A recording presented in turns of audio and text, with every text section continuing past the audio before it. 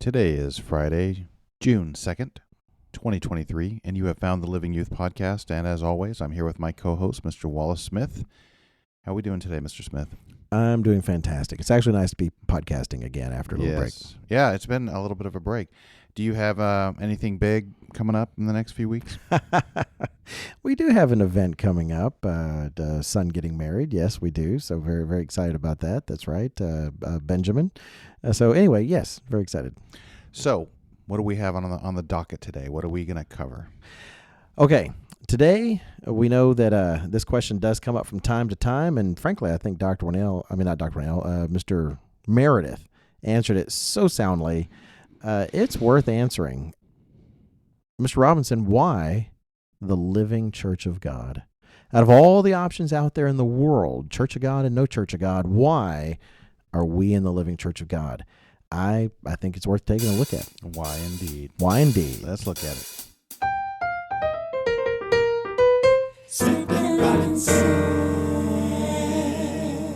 Welcome back. And, Mr. Robinson, you actually said something at the very beginning. You said, it's good to be here, as always. And we kind of have to apologize. We haven't had a podcast just for a little bit. Last week was crazy. I mean, it was a crazy busy week. I think the whole week went by and I didn't even cross my mind, actually, the podcast. What were we doing? I remember thinking it was unrealistic. Well, we had Pentecost weekend, of course. We'd just come off the Council of Elders meetings I had done. And we had the National Religious Broadcasters Convention. Yep. So, we're sorry, everybody. Just we happened to miss a week. But I think so far this second season, we've missed fewer than we did last time. Mm-hmm. So I think so. That's our excuse. Better than last time. But it was a helpful break. I feel very rested. Are you ready to podcast, Mr.? I'm ready. Oh, we're ready to podcast. And this particular topic is one we've thought about actually for a long time. We've really we've tossed this around. We wanted eventually to get to it, and so here we are. And it's a topic that Dr. Meredith liked to visit from time to time. We all the history of this church, that is God's church, goes back and back and back. And in fact, I think it's out there online. I had to find Mr. Weston's history of the church sermon he kind of did, where he called to mind the things of the past. We'll try to link to it on the Living Youth page. If I don't get it on this post, I'll get on a later one because we're kind of getting late into the day. But if you go back to the apostasy of the Worldwide Church of God that had been started by Herbert W. Armstrong, the church sort of fragmented and splintered at that point. Well, Mr. Robinson and I, sitting here at his nice round black table, feel kind of King Arthur-like here at your table, or Lancelot-like, however not Lancelot, King Arthur. Well, Lancelot got betrayed. He did, yeah, forget that. Here at the black round table in Mr. Robinson's office, here we are in the Living Church of God. That's where we are, and we are glad we're here. This is where we want to be. It's where we actively choose to be. But given there's choices out there, not to mention the Baptist Church or the Lutherans or anything else, why? Why be in the Living Church of God? And we thought it was a worthwhile topic, something worth tackling. Yeah, definitely, because my wife and I, we got married about the time things really fell apart. Did you really? 95, 96. And we just kind of naturally fell into one of the larger ones that formed at that time, and we were not discontent by any means. A lot of people there we liked. But over time, there were a few things about it that we weren't sure about. And we had some family that had gone with Global at the time. And then we took a look at it and we went to the feast with them and found, my point is we very consciously made a decision to come with the Living Church of God, which it was just Living Church of God at that point. And a lot of it was just clarity in the doctrines and the teachings and a full-throated declaration, if you will, of what the doctrines were, which are very consistent with what I had always grown up with, what I'd always heard from the lectern. And I don't know, you didn't always hear some of that stuff in the previous association. For ourselves, and we'll get into the three specific things that Dr. Meredith has always emphasized and that actually I think summarize on our parts why we're here. But in my own personal circumstance, when the previous organization, the Worldwide Church of God, was beginning to apostatize and it was all becoming really clear, I didn't really know much at all about other organizations or anything that might have formed. I didn't even know who Dr. Meredith was because I never paid attention to the bylines when I was studying, and all I knew was I wanted to go a lot of the things that we're going to talk about today, but the some of my family had started to hear about what Dr. Meredith was saying and what he was preaching, and I just didn't want to jump from one frying pan into a fire. I was very careful about it, and even I remember praying. It's like, well, God, I don't want our family to be fragmented. I mean, make it really plain for all of us. And then we're listening to the sermons that at the time, the Global Church of God, right, which became the Living Church of God. When the sermons that they were preaching and the material they were writing, it's like, wow, okay, this is clearly it. This is the truth that's being preached strongly. There's a commitment to doing God's work. It was this is where we need to go. And of course, haven't looked back. Just super grateful for that. So Dr. Meredith, and I remember Mr. Aguin doing the same. I know I've heard it from multiple quarters, but he tended to boil down the considerations into 3 key points. When you're trying to decide where does Jesus Christ want me to attend? Which, before we even get into these, let me highlight. In a sense, it's not even where do I want to attend, right? It's not like the worldly idea of go to the church of your choice. You might like a church that does covered dish meals every Wednesday night, or I want to go to the Hoedown Church of God where they do square dancing all the time. That's what Mr. Robinson would be interested in. He's a big square dancer. In one sense, I'm the lamest Texan because I never wore cowboy boots, didn't wear a belt buckle, none of it. I don't know how to square dance. I mean, they did, in middle school, which was in Gladewater, Texas. They taught us how to do the Cotton Eye Joe. Did they? But that's as far as it goes. Well, I remember having square dance a little class. I think it was part of PE or something. But I honestly, what bothers me most is the boots. But you're tall. You're a tall, as we would say, a tall glass of water. And so I can see you not wearing boots. You would be even more intimidating. I think. I don't know. They're zero interest. Really? Yeah. I wish I had a pair now. I'm proud of my Texas heritage, but I didn't care about cowboy boots. Okay. I know let's get off track. Where was I? What was I talking about? We were talking about how awesome LCG is. That's right. Thank you. So anyway, these points, the question isn't just, where do I want to go? It's like, well, okay, right.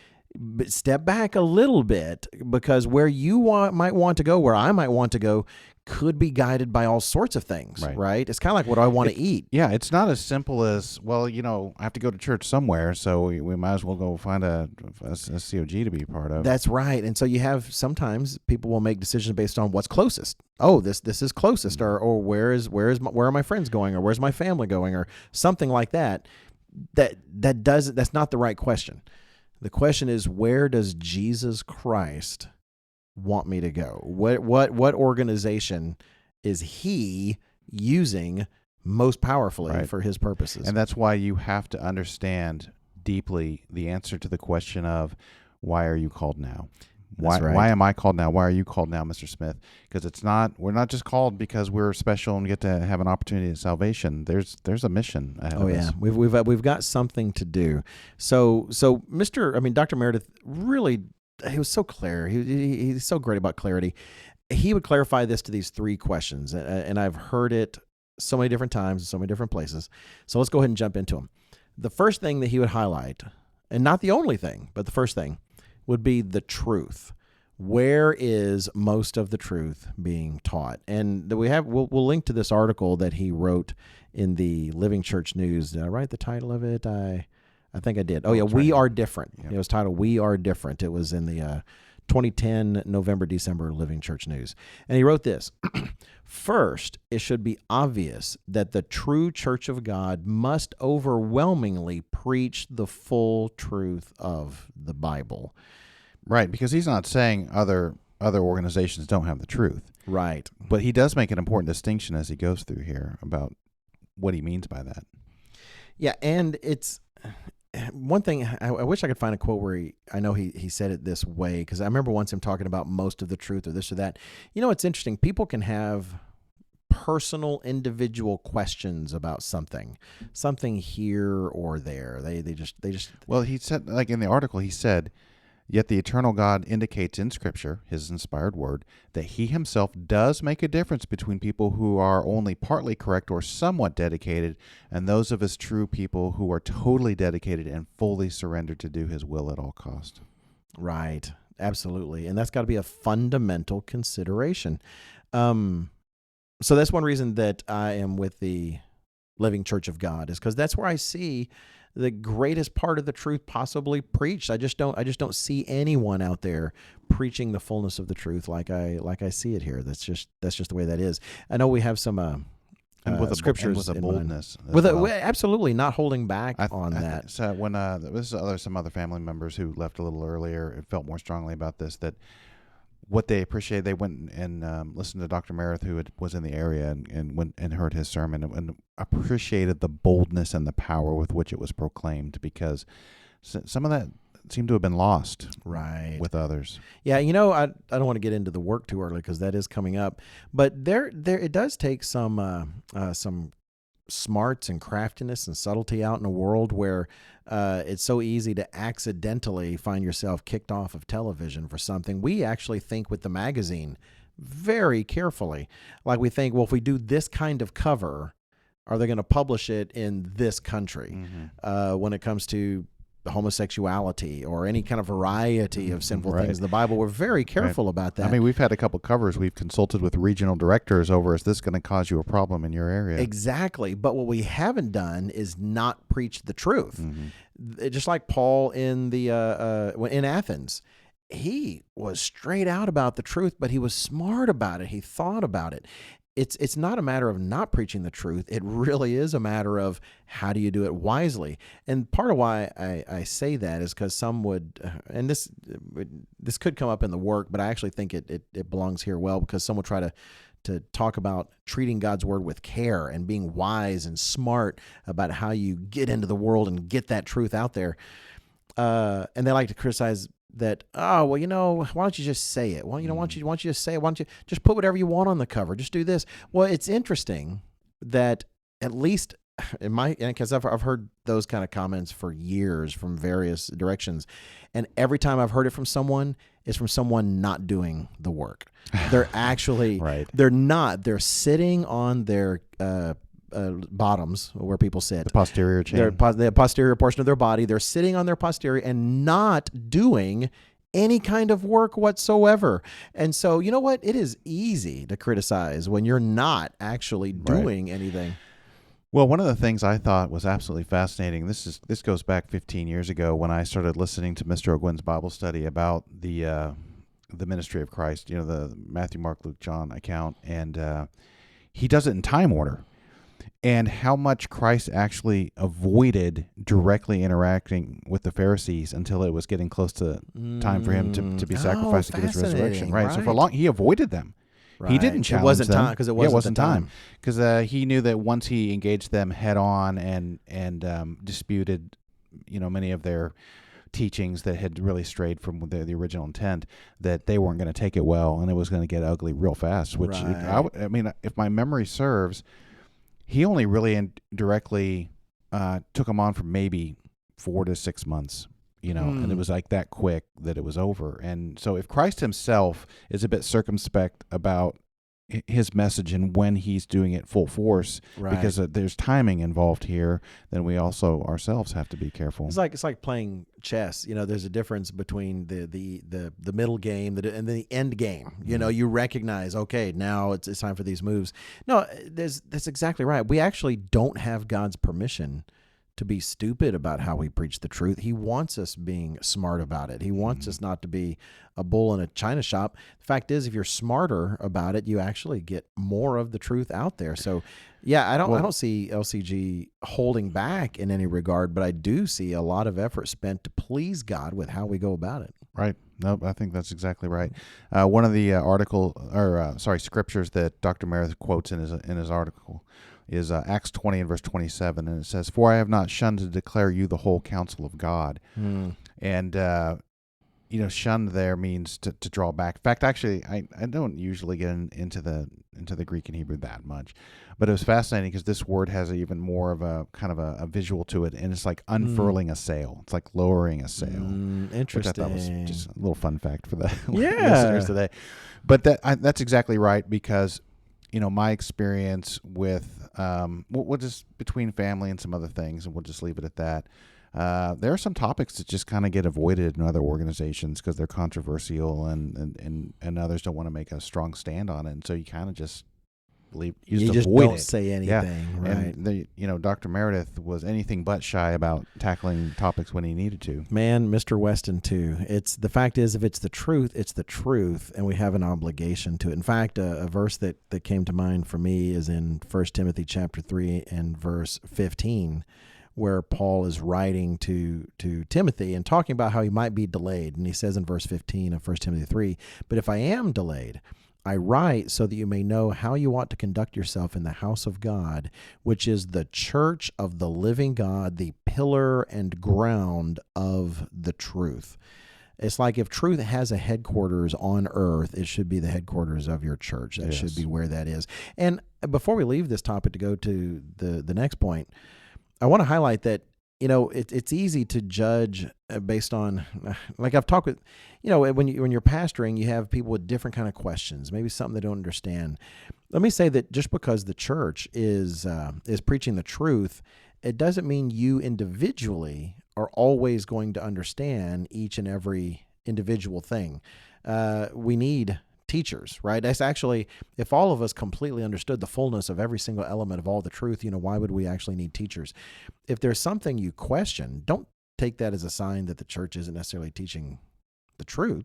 Take it as an opportunity to learn, because it's interesting. Actually, if you look even at the history of the church, one of the things I learned this early on, I want to say I read about it before I even started attending. I'm not sure, but one of the things I appreciate about what Herbert Armstrong taught about the church was the church will always respond to the Bible. And if the church ever discovers it was teaching something mistakenly, it would change. And the church has changed over the years. The church used to teach, if you go back before the early 70s, it used to teach that if you had a couple that were divorced in the past and they've married someone else, it would actually say, boy, we think you're living in adultery and that you have to separate. And that was hard and that was difficult, but it was sincere. There was a sincere belief that was true.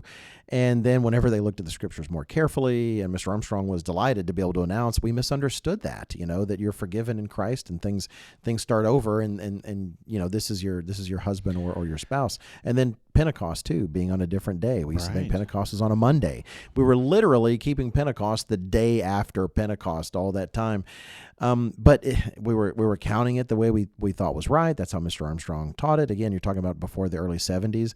But then when it became plain, the church changed. The leadership changed. God led Mr. Armstrong and others to change. So in terms of focusing on where the truth is being preached, that's also a matter of that. Is the church responsive to that? And that's part of why I'm here with the Living Church of God, because I see that it is. Right. Well, so as we close out this point, if you don't mind, I'll read this little excerpt here from Dr. Meredith's article, but just because he's got a couple examples of things that he says. Many brethren and even a number of ministers in some of these groups have all kinds of ideas about the Trinity, the nature of God, the modern identity of the 10 lost tribes of Israel, the doctrine of divine healing, and the importance of teaching and practicing the biblical form of church government. So these are some of the things that other groups either don't take a strong stance on or have a different one than we do. Again, trying to be generic, I have a family member, then this is more than 20 years ago, that they said to me, I'm just not sure I believe in church eras anymore. And, really? It was disappointing to hear, but that is a good example of truly, if we're answering the question why LCG, the first one is because there are some differences. Right. And I mean, the core doctrines of holy days and Sabbaths and things like that, but even then, I think there's a dispute over the last great day. There is in some. And if you look at the article of Dr. Meredith that we'll link to is titled, "We Are Different." Part of the lie that's being taught to, or being given to a lot of people out there, is that we're all the same. We're all the same. There's no real. We're all somewhat similar. Yeah, we're all somewhat the same. No, the fact is, truth matters, and there are differences. Actually, knew a young individual. I don't want to give her name. I'd rather have permission before I do something like that. But Jane Doe. I will say Jane Doe, sure. So Jane Doe, give me a chance to use Sealing Wall. I like to use the last name Sealing Wall. That's okay. I'll stick with Jane Doe. This is a bad attitude because Sealing Wall's been around for a long time. Has it really? And I'm just like, no, I don't care. Well, you're right. Doe is just brand new Yeah. and fresh. No, my father-in-law was like ceiling wall. That's why I liked it, because my father-in-law. But we'll stick with Jane Doe. I think I know the history of that, but we'll talk about it. Oh, do you offline. really? Okay, I'd like to know. So let's say Jane Doe. Wonderful example. Maybe she's even listening and she'll hear this, and I hope she does. So she had a bunch of friends that were attending in some other organization, and they would come into town and say, "Hey, we're all in town. Why don't you attend with us? It doesn't make a difference. You know, we're all kind of the same. Why don't you attend in our organization this Sabbath since we're in town? They can always get together afterwards." And so she said, "Hey, well, you know what? If we're all the same, why don't you attend with me? You know, why don't you come over here?" Which they did not do, right? Because deep down they did know all that there was a difference, and Right. she was That's a great not. example. Oh, she was. Yeah. I just really appreciated that. She was not going to compromise and listen to a minister, a part of a compromised organization, when she wanted to hear from a minister in the Living Church of God on the Sabbath and to be in one of his congregations here in the Living Church of God. So anyway, that said, Good work, Jane. Good work, Jane Doe. All right, we'll move on to the second point. All right, let me ask you. Well, let me ask the question. Okay, is, do it. Is the work important? Yes, Mr. Robinson, the work is important. The second point, Dr. Meredith highlights, and clearly the Bible highlights, in terms of why the Living Church of God, because the work matters. The work, and when I say the work, I mean very specifically the work of preaching the gospel to the world. A quote from Dr. Meredith in his article. He says, "This brings us to the second big issue: our willingness to sacrifice ourselves and preach Christ's powerful message to all the world." He actually continues and says, "Perhaps without realizing it, people in, quote, inwardly focused groups are often very selfish, for they are unwilling to put themselves out to proclaim Christ's message to every nation, every race, and every part of the human family God has put here on this earth." And you know, there's an element of that I'm going to try to underline, because I want to highlight it later. I don't want to miss it, but that's exactly right. How long have we been taught? I mean, decades before I was born, the Church of God was talking about how God's way is a way of give and not get. How can you have the truth of God and our purpose in life and what God is doing in the world and not feel an intense desire that the rest of the world know this, Right. and get that out there? That's Right. literally the very character of God would want to give this to the world, would actually feel stifled if we felt that we're just sitting on it and not trying to give it to other people. Right. I mean, imagine if you had been,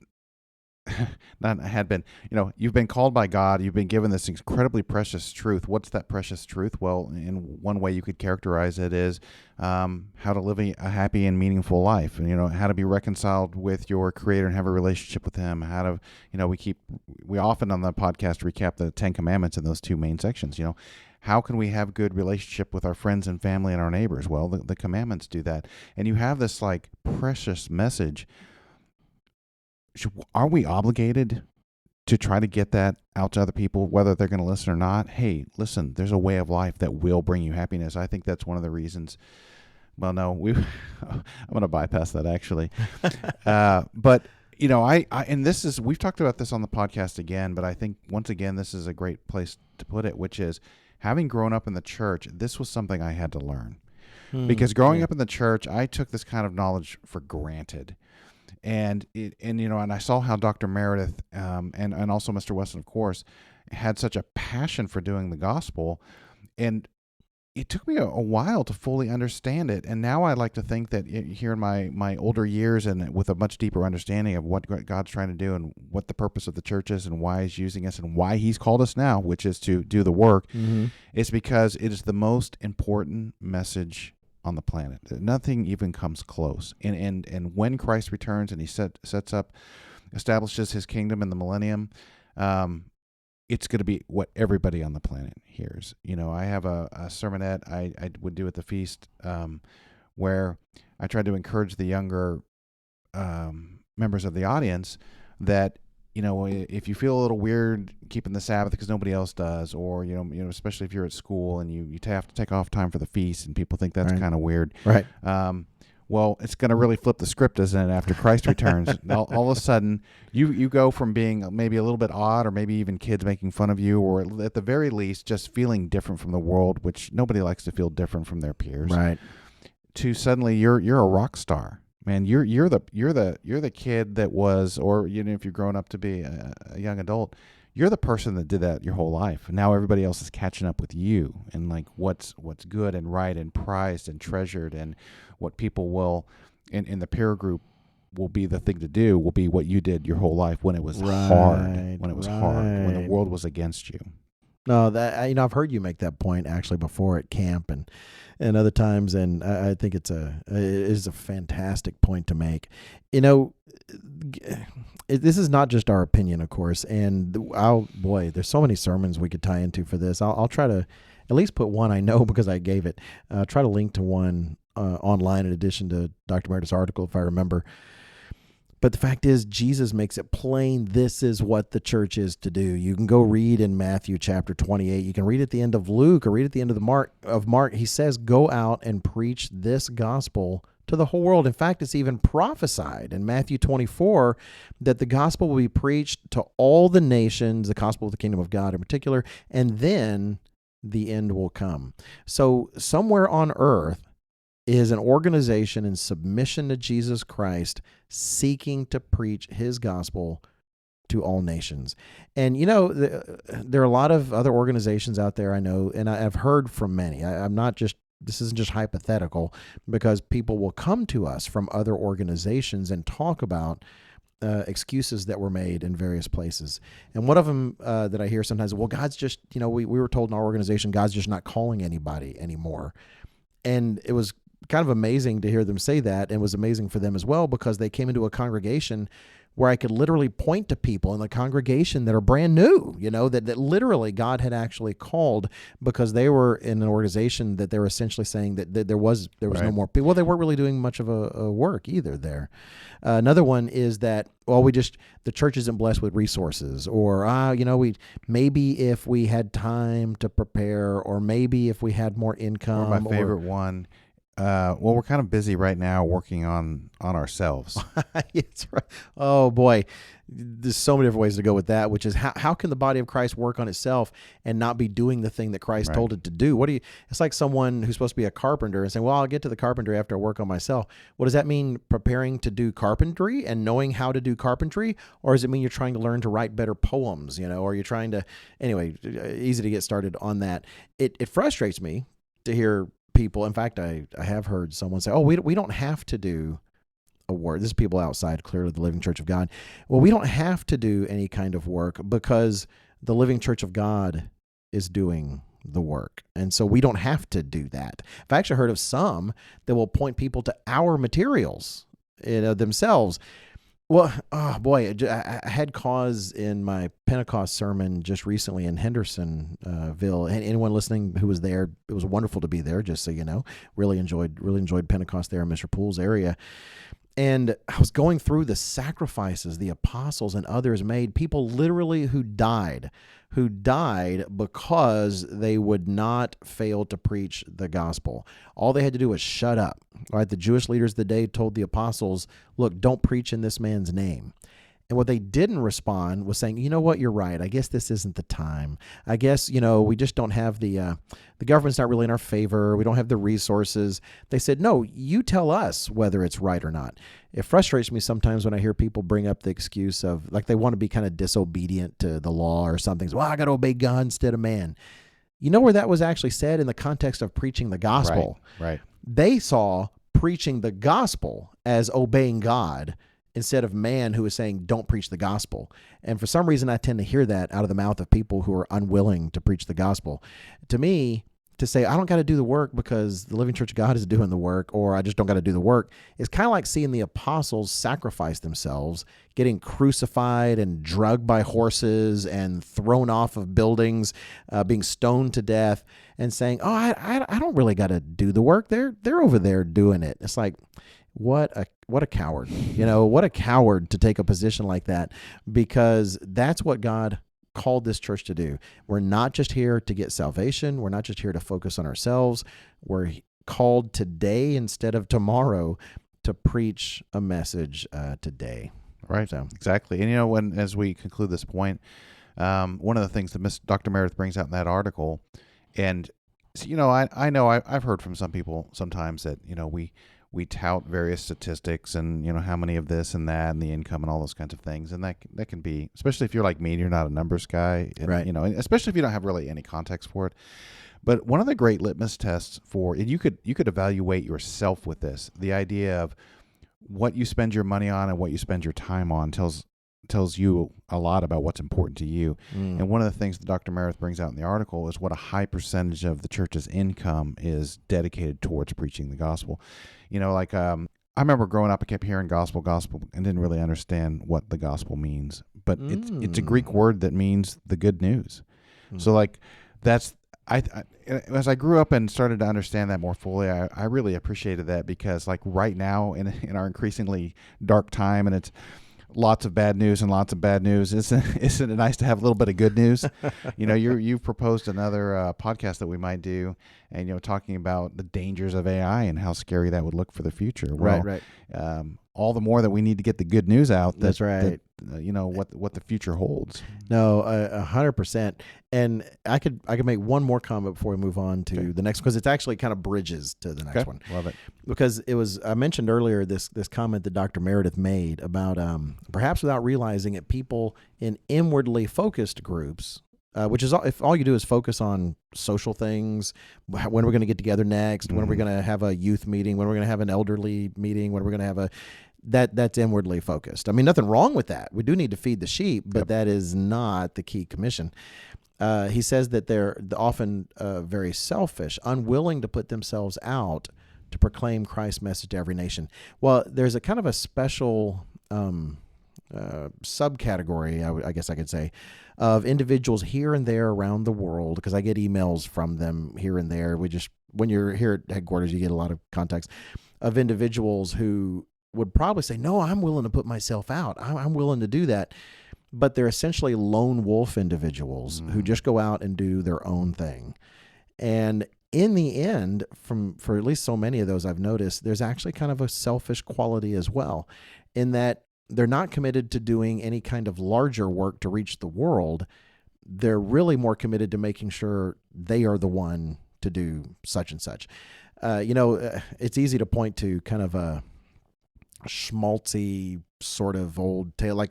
I don't like the story, but it can be abused. What's the story? There's a guy who walks up on another fella on a beach, and the fella is picking up, I think it's starfish. I can't remember the story. Oh, right. yes. And he's throwing them into the water, and the guy says, "Hey, what are you doing?" He's like, "Oh, look at all these starfish. Well, if they don't get back in the water, they'll bake in the sun and die." As he picks up another one, and the guy says, "Well, you can't, man. There's so many starfish. You can't save them all." And so he picks up that one and throws it in the water and says, "Well, I saved that one." And the guy realizes, Made a difference to that one. It made a difference to that one. And so the guy starts helping. Okay, look, it's a great story. And I do agree we should be willing to do good works. That is a way individually we can set an example. We highlight to other people the character of God in us. But that said, as this will be a bridge into the next one in a moment, that doesn't change the fact that God actually sets apart people to do a vast, larger work, to be able to accomplish more and reach more people. In the case of the first century, yes, when the church was scattered, all of them took a bit of the truth with them. If you read in the book of Acts, before Paul became Paul, when he was still Saul, he was persecuting the church, and it says how the brethren scattered and they went everywhere preaching the word. That is, their contact made a difference. And of course, a lot of people come into the church because of a personal contact with someone. I myself, my first contact with the Church of God was because I knew someone in my high school when I was a teenager, and that person was in the church. But that's not what brought me in. That person was the means by which I became connected to this larger work and the booklets of Herbert W. Armstrong and opening up my Bible with the Plain Truth magazine and these other things. But there are these individuals that don't want to plug into anything larger. They don't want to be a part of something larger. They kind of like the idea that they're the lone wolf doing things their way. And I'm sorry, that's just not the model that's in the Bible. Yes, hopefully we all have an individual impact, and hopefully we're all supporting what God has set aside as his fuller work. Because Right. like right now, the magazine is reaching more than 500,000 subscribers. I'm privileged to get to be the executive editor. You get to be the managing editor. But Mr. Robinson, between the two of us by ourselves, I don't think you and I by ourselves could reach more than 500,000 people. No. Maybe you might get 250,000. I don't know, Mr. Robinson. We're doing the best we can, and we have like 500 people listening to our podcast. That's exactly so right. 500,000's a bit out of reach. Yeah. Plus, you also kind of get the sense occasionally with some of those people. We know some people. Some of it is also just not wanting to submit. Yes. To if I say submit to government, although that is fundamentally what it is, but it's like even more than that. It's like submit at all to anyone about anything. Right. No, it's exactly right. And it's not that can't produce some fruit. It kind of reminds me of the seven sons of Sceva. But I don't know if that's how to pronounce that. Sceva and Acts. Anyway, it's someone who's going around preaching in the name of but it's the Jesus that Paul preaches. He said, he was casting demons out, right? And God let that work for a while. Yeah. Here you had this, I think he was kind of an itinerant Jewish exorcist. And this guy was casting out demons in the name of the Jesus that Paul preaches, and apparently having some success, as in God was willing to honor that up to a point until God said, "Okay, I'm not going to honor that anymore. You need to get the point. If the name you're preaching is successful, why aren't you plugged in?" Until eventually some demon says, "Yeah, I know who Jesus is. I know who Paul is. I have no idea who you are," and just jumps on the guy. The thing I was also intrigued about there in Acts also was Apollos. Apollos was having a whole lot of success, and all he was preaching was the baptism of John. In other words, the idea that, oh no, you're Jewish, you've sinned, because the Jews, the men in particular, felt like they didn't have anything they needed to repent from, and so Apollos is kind of carrying on this mission of just going around telling people, no, you need to. We've all fallen short. But that was only half the message. Right. And it wasn't until he ran across Priscilla and Aquila and helped him understand the more full mission, and then Apollos was all on board. Plugged into the larger work. Yep. Then you see him in the letters of Paul, etc. Someone who's actually involved and a part. So, yeah, absolutely. So anyway, I don't want to spend too much time on that, but when it comes to doing the work, it's a matter of looking, and this kind of plugs into the third point. Where is the organization? Because God does not do things chaotically and in an unorganized fashion. He's a God of order, as he says. Doing things decently in order. Where is that body of people that Christ is choosing to do the work? That's a question we have to ask. If we're not willing to ask that, then it's like saying, I don't really care that Jesus Christ wants to do the work I'm just going to decide based on other things, when it's clearly very important to Jesus Christ. So there's a reason it's a second element to list here. It's the reason. Doing the work is the whole reason we're called right now. And I know we've been saying that, but and you can't, as you were saying in our last point, you could maybe do a solo mission for a while. Let's say you were good at talking to people and got them interested.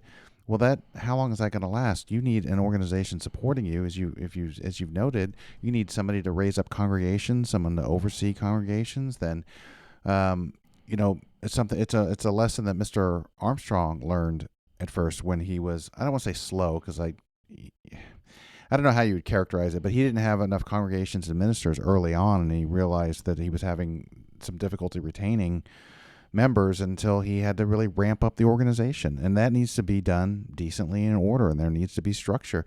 I was kind of jumping ahead a little bit, but in Ephesians 4 and verses 7 through 11, I mean, this is not new, because this section here, especially verse 11, and he himself gave some to be apostles, some prophets, some evangelists, and some pastors and teachers. So this whole structure for the equipping of the saints and the work of the ministry, for the edifying of the body of Christ. But if you go back a few verses, this is referred to as a gift of God. Christ ascended on high and gave gifts to men. That's what it says there in verse 8. And one of these gifts is the gift of government. And there's a lot of people that don't look at government as a gift, and they're wrong. Like even when I was younger, I would have looked at it that way.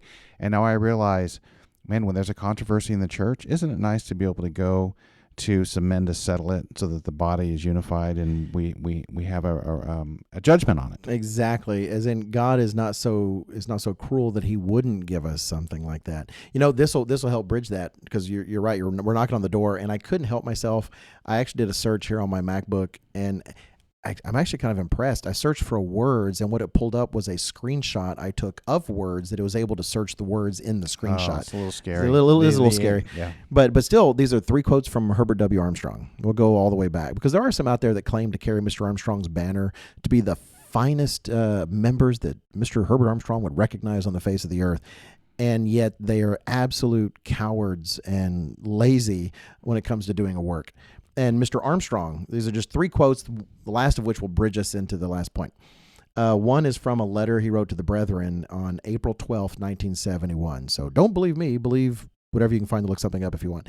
He wrote the following: Brethren, and I'm going to emphasize things, but if you know Mr. Armstrong, you don't have to invent his emphasis. He uses capital letters and all these things. So, I mean, I can't even pretend this is not his emphasis. Right. I'm just going to read it the way he wrote it. So again, his letter to the Brethren, April 12th, 1971. He writes, Brethren, read this carefully. The work is not the fellowship of your own local church. It is not a local social club. It is getting God's message to the world, to those in India, the Philippines, and Africa, and South America. The purpose of your local church is its part in the work worldwide. That's the only reason you have been called now instead of later. That is the real purpose of the church now. We are commissioned to get God's message to the world. That is why God called you now instead of later. And then just 2-3 years later, on February 25th, 1974, he wrote another letter to the Brethren, where he wrote, Brethren, God's work is the reason for the very growth of and existence of God's church. The Great Commission for our time: preach the gospel of the kingdom in all the world for a witness unto all nations, as we are now doing. Why, dear brethren? That is the very reason for the church. Then finally, the bridge. I was going to think of a musical bridge. I don't know if this qualifies. But Bridge over troubled water. Bridge, we'll go with that. In the same year, a few months later, this is a letter he wrote on the 2nd of May, 1974. He wrote, without organization, the church could never fulfill its great commission, its very purpose for being at the present time. Yeah. And that brings us to our third point. The third thing Dr. Meredith highlighted, and the third thing I know is important to us about why I'm here and not someplace else, is the government of God and the way that God chooses to organize his church. You want to be in a church organization that organizes itself based on how the Bible indicates the body should be organized. The quote from Dr. Meredith in that article, he wrote this: the third key issue that clearly signals where God's true church exists is the matter of church government. Mr. Herbert W. Armstrong, who taught nearly all of us in the truth in the first place, said again and again, understanding and practicing correct church government is the whole thing. So, church government is something we absolutely need to be looking for. Did you read all of Ephesians 4:7 through 11 a while ago when you hit that? No, I just read The key part that Let's see. So Ephesians 4 and verse 7, but to each one of us grace was given according to the measure of Christ's gift. I mean, there's even an implication in there that Christ himself is giving various abilities to people and to maximize them. I think one of the reasons you and I actually have such a good working relationship is actually what would seem counterintuitive or ironic is many of the strengths that you have are not mine. But then conversely, some of the areas where you need help implementing your great ideas, you need somebody who's like good at that, and that's where I kind of come into play a little bit more. You're actually so kind, Mr. Robbins, what you put. You say, and some things you really stink at, I'm really good at. But definitely true. No, there's nothing you stink at. But there are things you're better at than others, and same for me. But when we harmonize those together, we're very productive. Right. And that's just in micro this government idea. We just had 4 men ordained as evangelists, and to me, and I've talked to other people about this, that was just extremely encouraging because those roles need to be fulfilled, and it takes men with certain training and experience and a track record over time to fulfill those roles. Those don't just go to anybody. And so, but I really viewed it like I said in my sermon on Pentecost. I said when those were announced, I rejoiced. I mean, it was encouraging. And talking to other members and people here around headquarters, they felt the same way, and it felt like a gift from God, which is kind of part of the implication here. Well, that I appreciate you saying that, and it really does tie in exactly to this very passage, Ephesians chapter 4, and verse 11. It says, "And he himself gave some to be apostles, some prophets, some evangelists, and some pastors and teachers, for the equipping of the saints, for the work of ministry," which is service, "for the edifying of the body of Christ, till we all come to the unity of the faith and of the knowledge of the Son of God, to a perfect man, to the measure of the stature of the fullness of Christ." It kind of highlights up there. I read it poorly because there's no punctuation there to say it this way. I just did a poor job. In verse 12, it says, "For the equipping of the saints for the work of ministry." It does mean there, ministry means service, right? And it is interesting how many people just feel they want to go off and kind of do their own service without even trying to be connected to a larger body and a ministry to organize such things and work with such things. But it talks about in verse 14 that we should no longer be children tossed to and fro and carried about with every wind of doctrine. It is interesting, those who disconnect themselves from the organized church, what do you see them eventually? You see them tossed to and fro. And sometimes they feel, I'm just taking a stand for truth. I know this is true. I know you guys don't. And so but then in the end, you just watch. And do they grow more stable or less stable? Right. Inevitably, it's less stable. It'll start off, I can't tell you how many times I've heard people be warned before they split off. And they go off on some other organization with all the best of intentions, and you just see it slowly disintegrate. Mm-hmm. And then as it doesn't disintegrate, you see people that end up just suffering in it because there's a little chaos, a little anxiety. And I'm not saying that it all disintegrates to just nothing. Sometimes it's there, but it doesn't do a work, and you don't see people growing and being edified. We've talked about this on the podcast before, and I almost mentioned it earlier, but since you kind of went this direction again, I have personally witnessed this with more than a couple different offshoots, if you will, and when the work is not prioritized, they just slowly shrink and fade into time. If you don't have, when I say, I shouldn't use the word outreach, well, I mean an outward focus. If you're not proclaiming the gospel and people are hearing it and so then they come into the organization, it's just the group of people that form that organization, and people die, people move, people leave for different reasons, and you don't have, your birth replacement isn't high enough to keep the numbers up.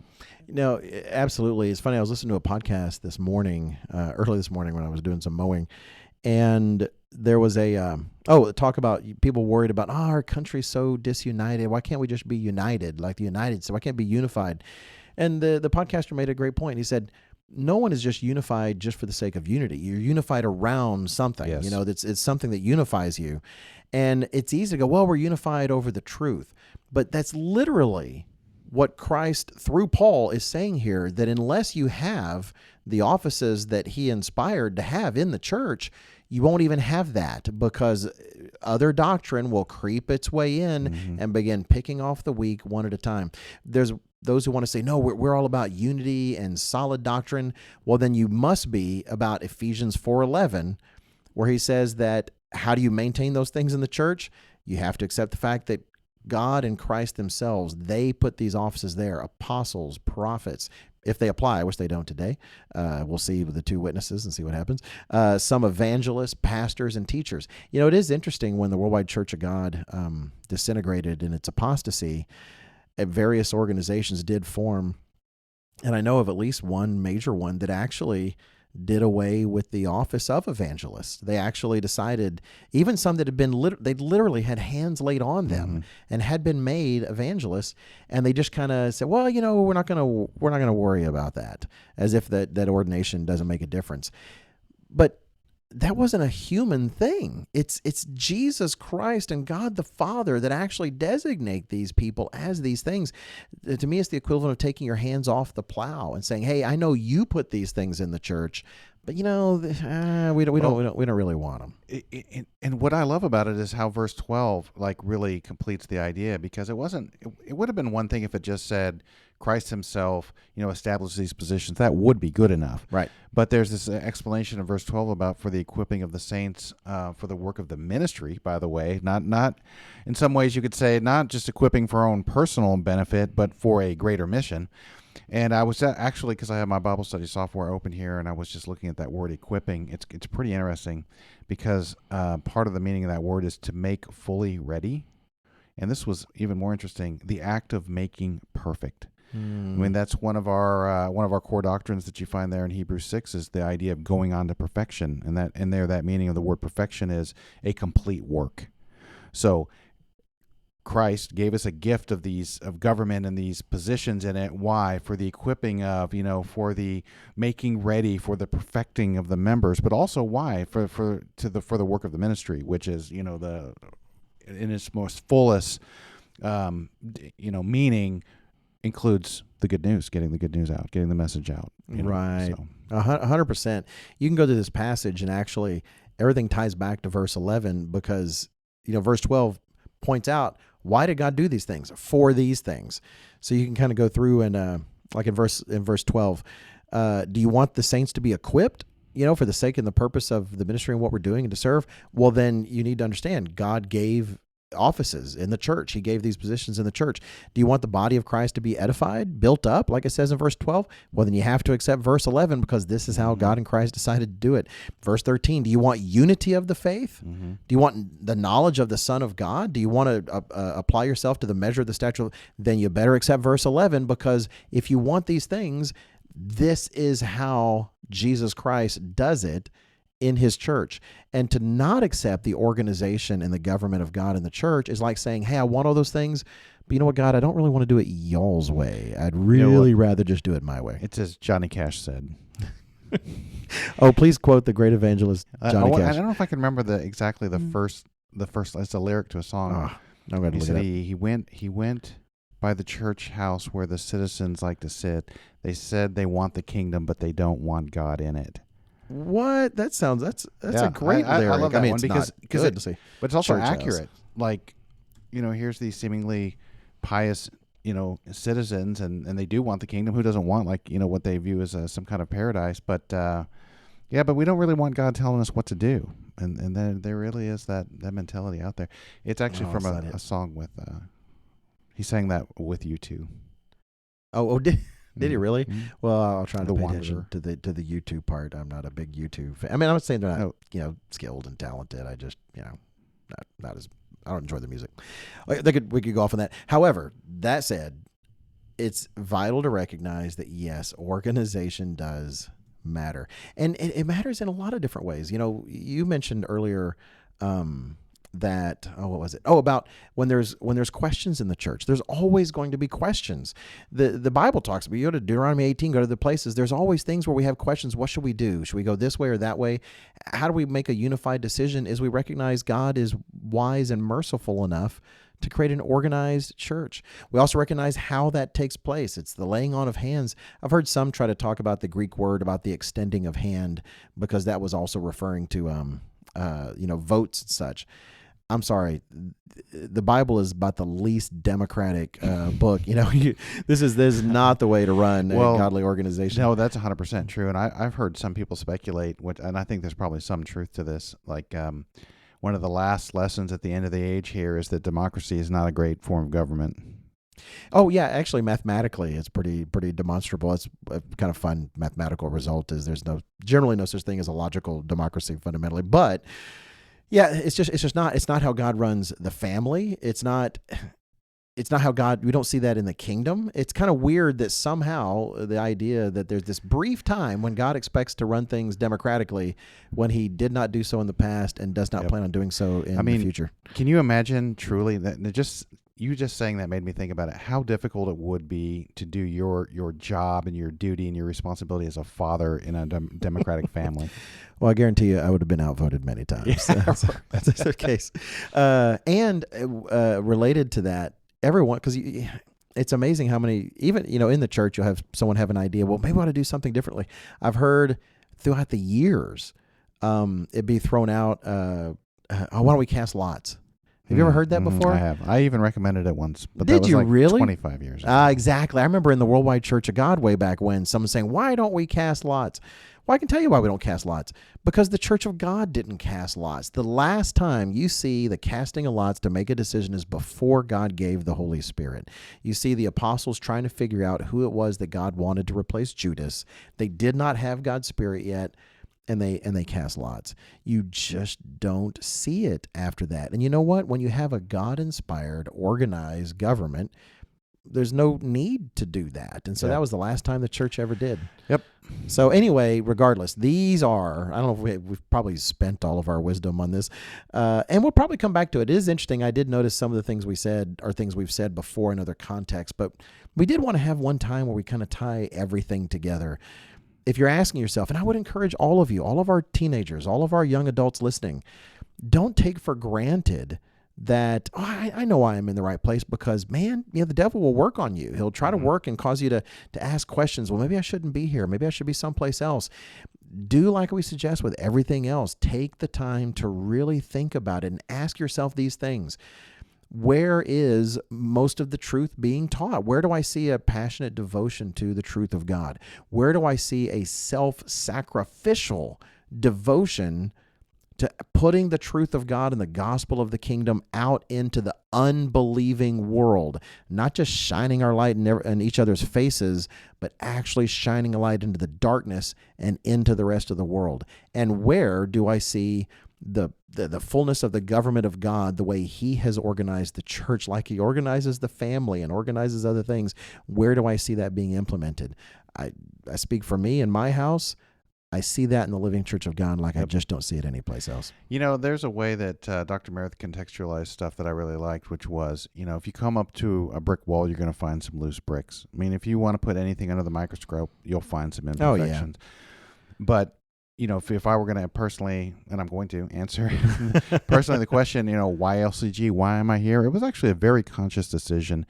And I would just summarize it most succinctly as, from my evaluation, it the most firmly teaches the truth more fully with very little ambiguity and no apologies for what the truth is. And it's very consistent with the doctrines that Mr. Armstrong was used by God to restore. But also that, and again, this is something I had to learn over the years, but I've come to, I don't want to say for me, it was almost better this way, that I came to this realization more even than I just was pricked by it, but the importance of doing the work, and that to me, the Living Church of God is the most fully dedicated to it. Others do it. I'm not dismissing that at all, but in terms of I think you can safely say that the Living Church of God is 100% organized around, like our principle. Why are we here in the Living Church of God? Because it's doing the work, and so to me, it's most fully fulfilling that commission, even if others also seek to try. Yeah, absolutely. So I think I can wrap us up. I like the one thing you said. I think we can use as our wrap up point. You talked about being here purposefully. You've chosen to be here. I'd encourage everybody, don't let yourself just be here on accident, Yep. Don't let yourself be here on accident. Talk to your parents, talk, mom and dad, why are you guys here, instead of someplace else? Regardless, focus on why you're here, and don't be here on accident. Be here on purpose. Be here because you choose to be. Be intentional. Be intentional, and have a reason why you're in the Living Church of God. I hear the sound of the jingle rising in my brain. It's coming. There it is. Smith and Robinson.